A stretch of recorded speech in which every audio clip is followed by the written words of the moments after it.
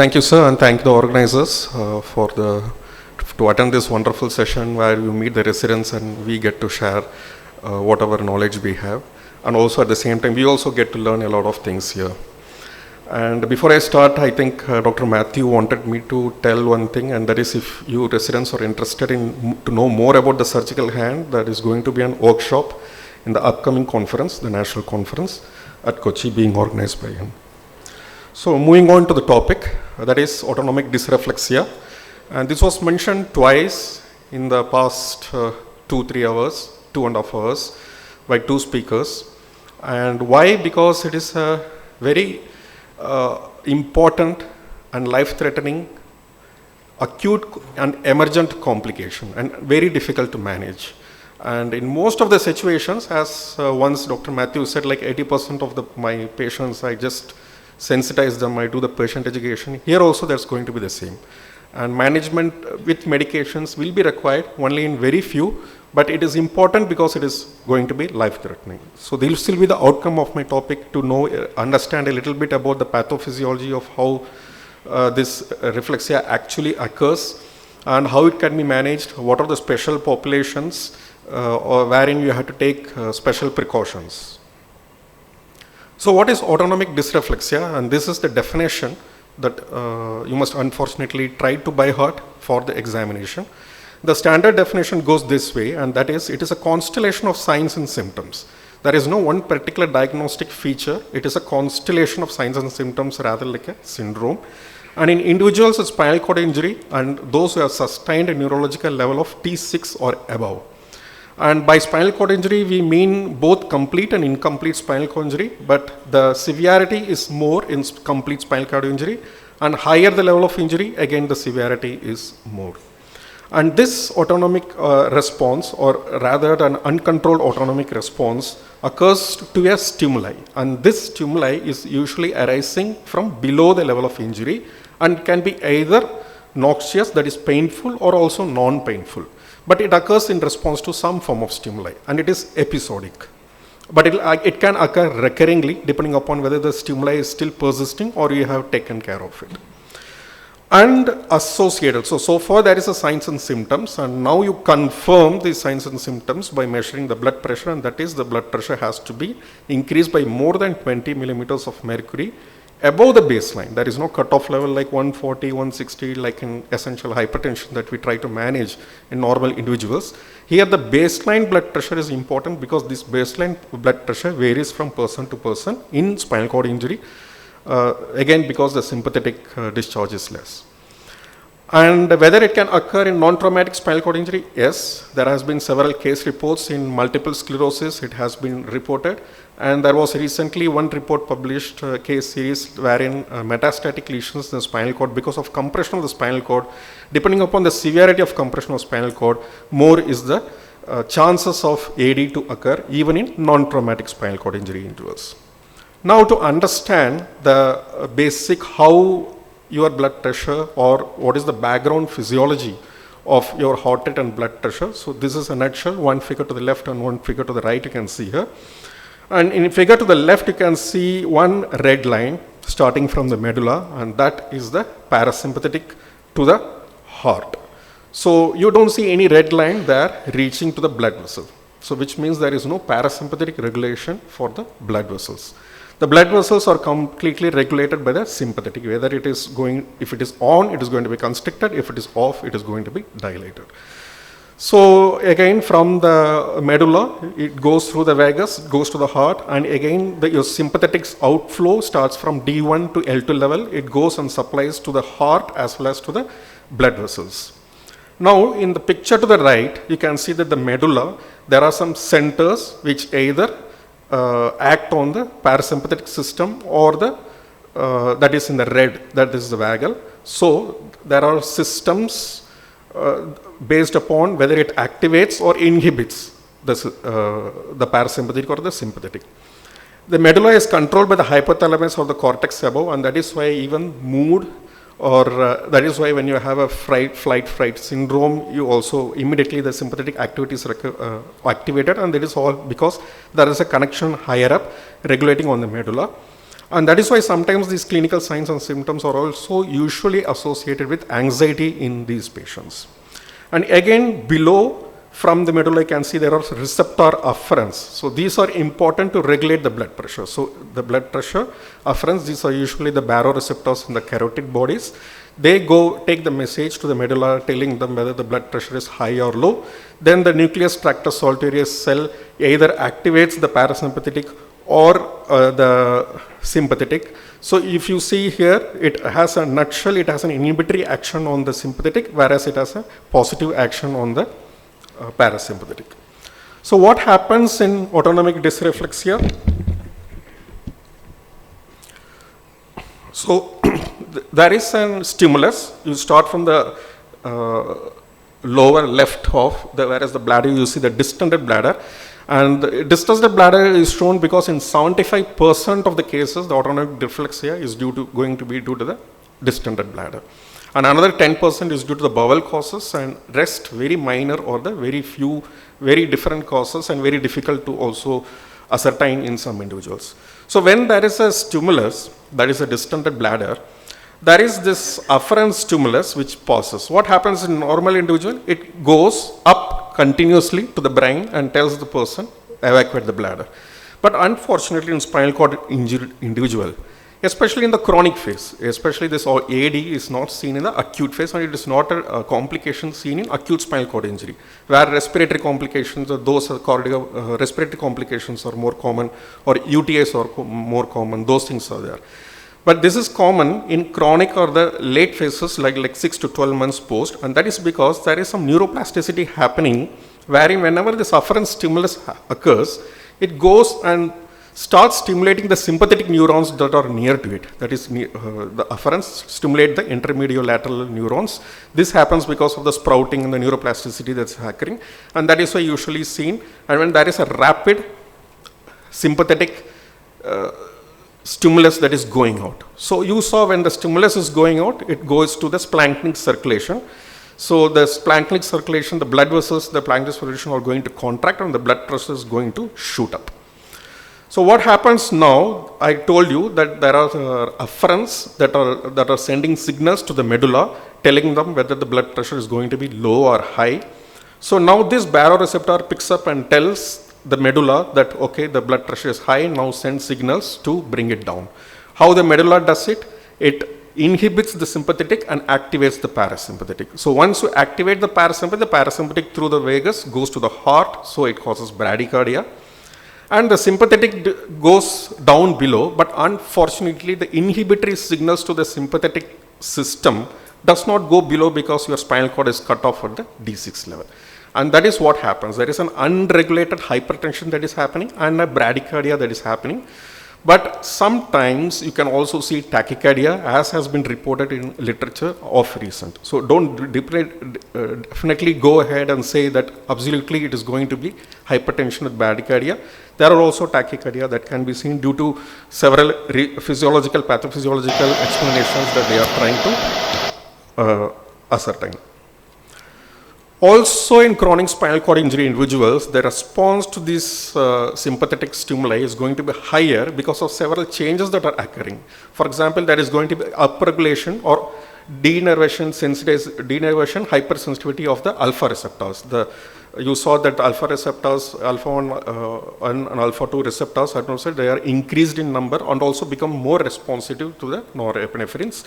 And this can lead to potentially increased response to the normal stimuli, which is not usually seen in non-spinal cord injury individuals. What's the differential diagnosis? It can be, this is important because such patients can come into the picture either in the emergency, etc.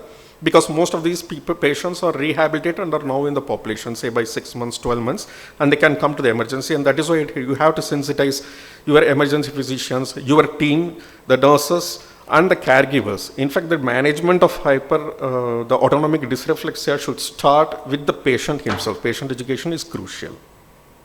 There are different DDs like carcinoid syndrome, neuroleptic malignant syndrome, pheochromocytoma, serotonin syndrome, and thyroid syndrome, to name a few.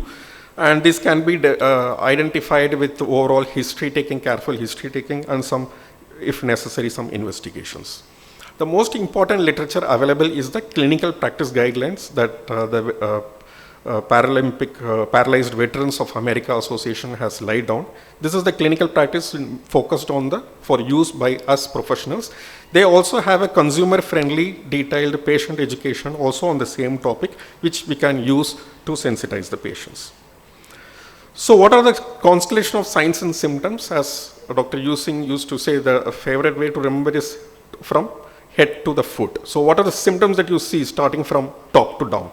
So this could be anxiety, it could be headache, and in severe cases, seizures, sometimes leading to cerebral hemorrhage, blurred vision. There is going to be high parasympathetic supply above and high parasympathetic below. So that is why the flushes are occurring above the level of injury, the hot flushes, redness, and excessive sweating, whereas below you will find a cold and pale skin and also the piloerection. Those marked in red, because most of the times the most common symptom is going to be only sweating and headache, sometimes anxiety, and the patient soon learns to tolerate this, because every time when he does the CAC, when he does the digital stimulation or the manual evacuation, he goes through this and he realizes that he has it. You have sensitized him, and that's it. Most of the time after the procedure, sometimes he measures his blood pressure and sees, okay, it is high, but it is not too high, so gets along with it. But sometimes those in the red are the life-threatening situations, and which can happen just like that rapidly. There are also situations where the autonomic dysreflexia can actually be silent. And silent matlab, there is not going to be any signs and symptoms, but if you use the ambulatory blood pressure, measure the blood pressure, it is going to be higher. And that is why the epidemiological study regarding the incidences and prevalence of AD in spinal cord injury population is highly varied depending upon what is the criteria that you use to study the incidence. If the clinical signs and symptoms are used, it is less, like say 20 to 40. But when you start measuring the ambulatory blood pressure, then it rapidly increases to 60 to 80%. And in this recent study, this was a patient that's in a subset of population, those who had symptoms, those who were asymptomatic, and these were persons who were undergoing epidural spinal stimulation for motor rehabilitation. So, and they measured the blood pressure and they found like up to 22% actually had silent AD. That is the hypertension they were monitoring regularly. So that is the how much level of silent AD is persisting in this population. So now you have checked the blood pressure, and it is important to know that the blood pressure is low, as I mentioned before, and to use the appropriate blood pressure apparatus so that you do not have the false high or false low studies. Especially it is important because here every millimeter of mercury, like 10 and 20, is going to bring out the difference. So now there is what is the first response that you teach the patient or you do to the patient when you see a person with that the blood pressure is high and he has AD, the symptoms of AD, is to sit the patient up. This is just like stimulating a condition of orthostatic hypotension. You must have seen when you start the patient up, there is going to be pooling of blood in the lower limbs. Here, that is used as an advantage to treat the cause because he is an hypertensive. Therefore, you bring down by up to 10 to 20 millimeters of mercury can be brought down. And also loosen any tight clothing, any compression garments. Also, compression garments can be worn inside the usual pants and you may not be able to see. So, search for it. Any tight compression garments that he is wearing inside, like compression stockings, and whether he has taken any medications, because if he had orthostatic hypotension, he was taking any antihypotensives, and that has precipitated this condition, you just verify it. So now you have verified it, you have made him sit, and then you are seeing whether most of these patients are in rehab already doing CAC. So you have to look at whether you have to put the catheter in. Before you put the catheter in, check the blood pressure. Why? Because if the blood pressure is way too high, like above 150 millimeters of mercury in adults, then medications, pharmacological medications are indicated.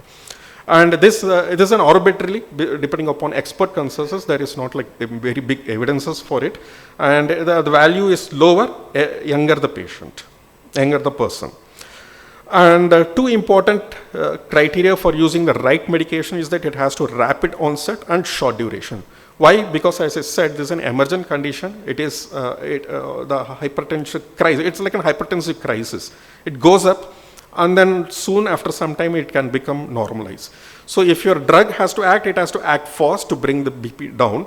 And at the same time, it should not act too long, because your BP has been controlled, and if your drug is going to act, it invariably causes hypotension. Sometimes life-threatening hypotension can be seen. What hypotension can cause? It can affect your brain and it can lead to death, etc. But most of these are easily managed when you, just as you manage the orthostatic hypotension, when you give medicine and you see side effect of hypotension, you just lay the patient down, raise the foot, and etc. Now, what are these common medications that are used? In our setup, usually that we use is the nifedipine, the bite and swallow method of nifedipine. And it is not given in sublingual, because in the sublingual route, the absorption is erratic. So you do not know how much is being absorbed or how long the effect stays. So it is bite and swallow. It is considered to be one of the safest. But what is recommended as the first line is the nitroglycerin ointment, which is 2%, but however very difficult to get. What we get usually is the 0.4%, 0.5% nitroglycerin, which we use in anal fissures, etc., widely available in the market, but not the 2%. And why the ointment form? Because it is applied on the upper side, above the level of injury. So here the vascularity is high. You saw the parasympathetic is high, the flushing is happening. So it's above the level of injury. The ointment is applied 1 inch of ointment. The absorption occurs. And once the BP is controlled, you can immediately wipe it off, which means it's not going to lower the BP leading to hypotension. It becomes easy to bring the control the BP, and also to remove the effect of drugs by removing it off. This nitroglycerin is also given in some places because difficult available. Sometimes they give GTN tablets sublingually, or sometimes GTN spray is also used. But however, we have to be cautious, because whenever it's used sublingually, the onset of action is going to be very rapid. These are given usually for angina, not for condition so much, because it is even more life-threatening. So, but not for this condition where it can cause the reverse effect of hypotension, which can lead to more damage. There are several other medications depending upon the condition we can use. In resistant conditions, usually IV hydralazine is used. And we have to keep in mind sometimes what are the whole profile of the patient, like whether he has taken, or whether he is an elderly patient, what are the side effects, whether he has renal side effect or hepatotoxic, or whether he has recently taken phosphodiesterase E5 inhibitors, etc. Because then your management, the tool to manage this condition will vary.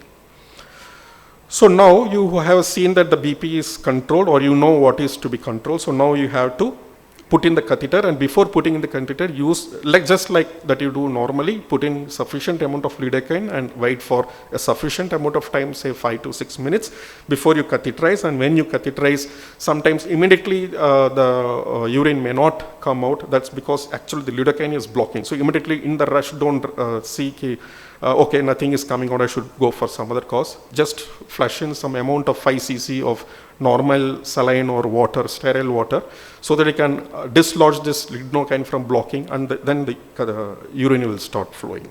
And this normal saline or the water has to be again at the room temperature or the body temperature. It should not be cold, because if it is going to be cold, then it is going to trigger the AD again. So next, suppose in some cases the person may still be in indwelling catheter, just like previous speakers have mentioned, like in tetraplegic, sometimes the hand function is poor, then we go for indwelling catheter, especially suprapubic type of catheterization for bladder management. Then check the urobag, whether it is filled, because then the back pressure can happen. Then that can trigger the AD. So all you have to do is just empty the urobag. Sometimes the urobag is empty, and then check the tubing, because it can be kinked and the urine may not be flowing out. So you just have to unkink it. And if at all it still feel that it is going to be blocked, then again you push in some few ml of saline, normal saline, again room temperature.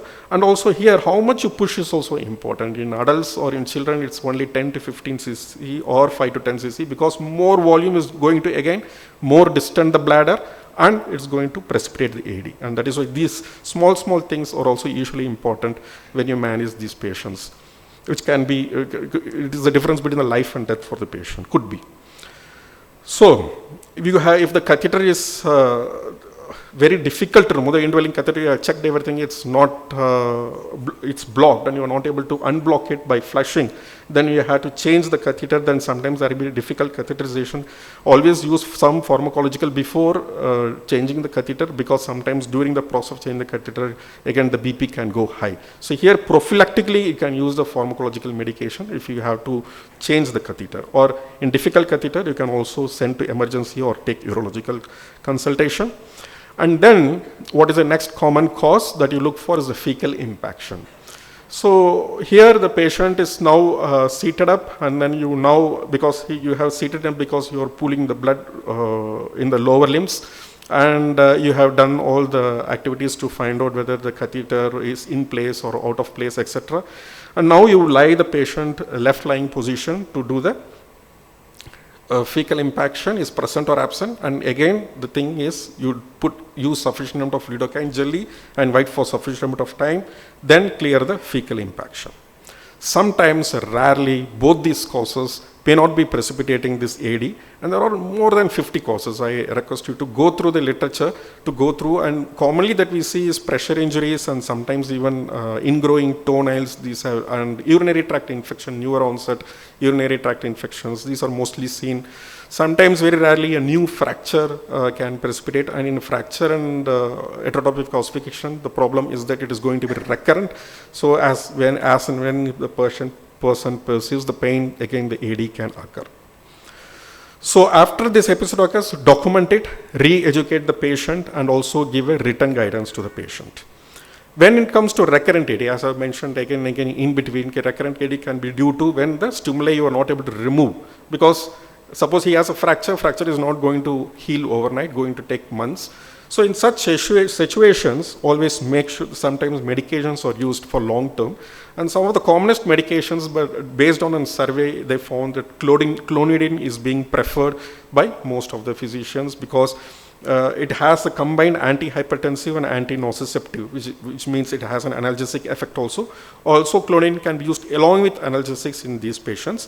And less prescribed were this prazosin and terazosin, because of the fear of their interaction with phosphodiesterase 5 inhibitors. But this interaction is not that much life-threatening. It is severe, but not necessarily life-threatening, as was with nitroglycerin and your phosphodiesterase 5 inhibitors. And in recent, this is an article in 2025, and herein they are now studying the use of epidural electrical stimulation to manage recurrent autonomic dysreflexia.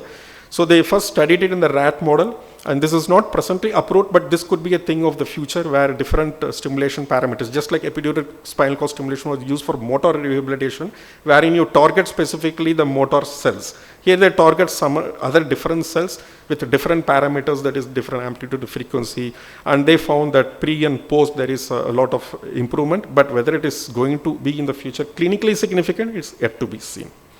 Some precautions in high-risk individuals is when they perform like sexual activity or in pregnancy, etc. Again, re-educate the patients. Suppose in sexual activity AD occurs, then you have to tell the patient to stop it. Can sometimes use prophylactic medications. Urological procedures, especially because these patients you are going to do commonly the urodynamics, do them with due precautions. Make sure that sometimes you can also give again prophylactic pharmacological regimens in this group of patients, and make sure that you have started a good bladder and bowel program before you do the urodynamics, because if the person has a poor bladder and bowel program, then it's going to go and be a synergistic triggering factor. In pregnancy, we have to be more careful, because ADs can happen at any phase of pregnancy. It is seen most commonly in the third trimester, sometimes even during the labor, and even post birth, like when the mother is feeding the child, or because of some complications like mastitis and breast engorgement, AD can be precipitated. So be very careful, especially in pregnant females, in high risk individuals. And in labor, to prevent AD, sometimes they do use the spinal or epidural anesthesia. Has been found that it has been to treat life-threatening ADs during the period of labor. And during the period of pregnancy, again, it is important to differentiate between the hypertension that occurs due to preeclampsia and the hypertension that occurs due to autonomic dysreflexia. And in sports, this AED that is being used in spite of the known severity, the complications that can occur, because in high tetraplegics, the performance is going to be lower because they have a submaximal cardiac output, submaximal ability to consume the consumption of oxygen, and also submaximal heart rate.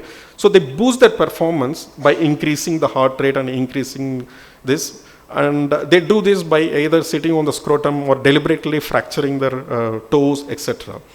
So again, education and keeping the patients, especially if they are participating in sports events, that boosting is considered, it's illegal, especially if it goes above 160 millimeters as per the Paralympic Society, is considered illegal. So, and before I finish, I would like to state this small slide about what is known as parasympathetic sympathetic hyperexcitability, that is paroxysmal sympathetic hyperactivity, PSH. Usually we have not seen this nowadays, but since now rehab physicians are now moving into the subacute phase, you will see more and more of what is PSH. PSH is something like the hypertension that you see in AD, but it is seen in severe traumatic brain individuals, and it is an exaggerated sympathetic discharge. However, it can be spontaneous, whereas in AD it is in response to a noxious or non-noxious stimuli. Here it can be spontaneous. And here, apart from your sympathetic features like tachycardia and hypertension, there is going to be increased temperature and increased motor activity like posturing. And also it is again very difficult to treat, and the first line medications is like beta blocker, unlike where it is contraindicated in AD. So the management of this is different. It's good to know about this because it's a newer upcoming interesting topic that is being seen here. To summarize, AD is a life-threatening uncontrolled sympathetic response triggered by some stimuli, whether noxious or non-noxious, at the level of spinal cord injury T6 and above. And the baseline systolic blood pressure should be more than 20 millimeters of mercury in adults to be classified as AD. And bladder and bowel remain the two most common triggers in this subset of population. It is important to teach the patients and the caregivers and the nurses and all your time on how to identify it and eliminate the trigger. And medications are only required if the BP is way too high, and it is important to sensitize the high-risk individuals to precaution, especially in the context when you do the aerodynamics in sports, during pregnancy or during sexual activity. Thank you. Thank you, Dr. Sri Kumar, for a detailed and comprehensive presentation on autonomic dysreflexia. Thank you, sir. Sir, how do we manage autonomic dysreflexia in a chronic condition such as HO? So recurrent AD and the usual management, the drug of choice is clonidine and some analgesics. You can eventual surgical excision should be advised to the patient? No, it is presently not recommended to be done only with medications. Okay. Thank you, sir. Because HO can be surgically done only if it has matured. There's a long time for it to mature. So you have to treat it medically until it matures. And after it matures, if it is still triggering, probably you can consider surgery. But till that time, medical management. Sir, if any situation the NTG is not available, can we use the labetalol for control of the drug of choice, nifedipine. Yes. Nifedipine is better. Thank you. Nifedipine, bite and swallow.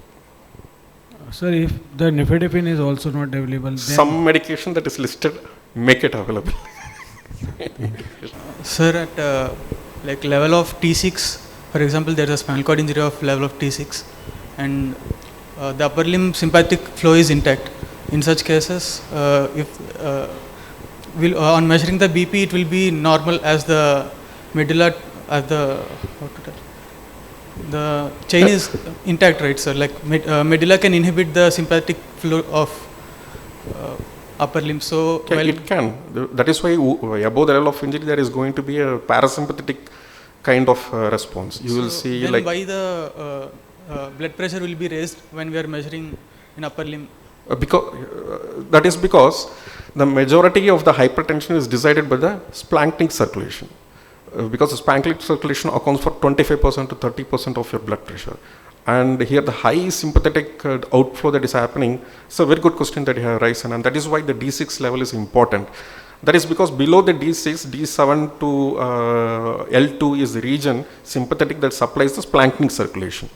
And the splanchnic circulation accounts for 30% of the normal blood pressure. And when this is not being regulated, the hypertension is still persisting. And that is why it still persists, because the 30% is still not under control.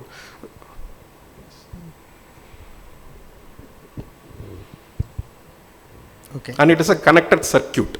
So once in the splanchnic, it is going to reflect in the upper limb also. It's not like both are disconnected. It's a tubular circulatory system. So here it is increased means it's going to increase there also.